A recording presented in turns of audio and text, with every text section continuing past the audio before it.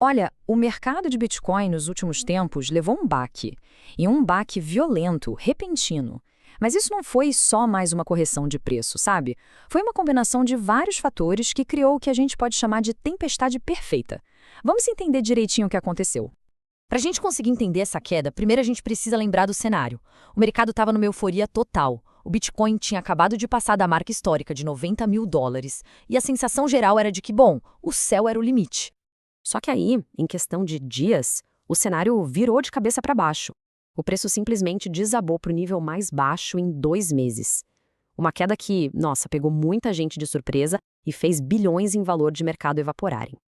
E aí, claro, a pergunta que ficou na cabeça de todo mundo foi: ué, por quê? O que pode ter causado uma virada tão brutal assim? Como a gente vai ver, a resposta não está em uma coisa só, mas numa combinação de fatores. Então, bora mergulhar nisso. Essa queda foi o resultado da união de 4 forças bem poderosas: o aperto na economia, a instabilidade global, uma grande desalavancagem dentro do próprio mercado e, por fim, uma virada surpreendente no setor de inteligência artificial. A primeira força vem do quadro geral da economia, e quem está no comando disso é o Banco Central Americano, o famoso Federal Reserve. Essa política do Fed, na prática, é como se eles estivessem fechando a torneira do dinheiro fácil, sabe? Com os juros mais altos, de repente, investimentos mais seguros, como títulos do governo, ficam muito mais interessantes. E quando o dinheiro busca segurança, ele foge de ativos de alto risco, como o Bitcoin. E o que acontece, então?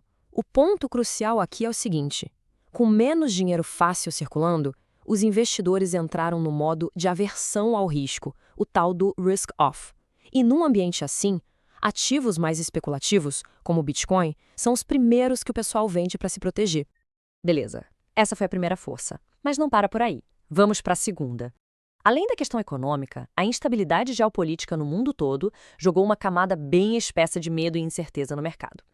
A coisa esquentou no cenário global, e muito. Tinha foco de instabilidade no Oriente Médio, disputas comerciais na Europa. Isso deixou os investidores de cabelo em pé, com medo de que esses conflitos pudessem atrapalhar o comércio mundial e trazer a inflação de volta.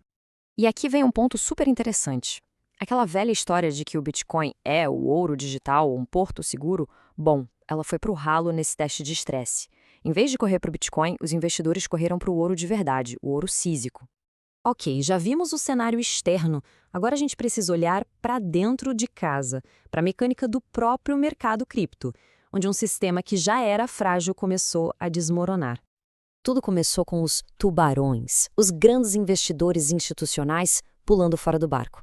Mais de US$ 1 bilhão simplesmente saíram dos fundos de investimento em Bitcoin em menos de uma semana. Isso é um sinal claríssimo de que o dinheiro inteligente estava batendo em retirada. E essa saída de dinheiro foi só a primeira pedrinha que começa uma avalanche, sabe? A pressão de venda desses grandes fundos causou uma cascata de liquidações forçadas. Ou seja, traders que pegaram dinheiro emprestado para apostar na alta foram obrigados a vender tudo, o que empurrou o preço ainda mais para baixo. E olha só esse gráfico. Ele não deixa dúvida de quem mais se deu mal nessa história. Impressionantes 93% das posições liquidadas eram de gente otimista, que estava apostando que o mercado ia continuar subindo. E para fechar, a gente tem a quarta e última força. E essa aqui, olha, é uma reviravolta que pouca gente estava esperando, vinda de dentro da própria indústria de cripto. E essa sacada genial, que veio de um comentário num fórum da internet, no Reddit, resume perfeitamente o que estava acontecendo nos bastidores. Uma tendência gigante que estava adicionando mais e mais pressão de venda no mercado. E por que essa mudança toda? A resposta é simples: dinheiro. É uma lógica puramente econômica. Como a gente vê aqui, enquanto minerar Bitcoin dá uma receita super volátil e margens menores, hospedar serviços para inteligência artificial e computação de alta performance promete contratos fixos, receita estável e margens de lucro, olha, muito maiores. E aqui está o pulo do gato. Para pagar por essa transição que é caríssima, os mineradores estão vendendo as reservas de Bitcoin que eles têm. Isso cria uma fonte nova e constante de gente querendo vender Bitcoin no mercado, empurrando os preços ainda mais para baixo.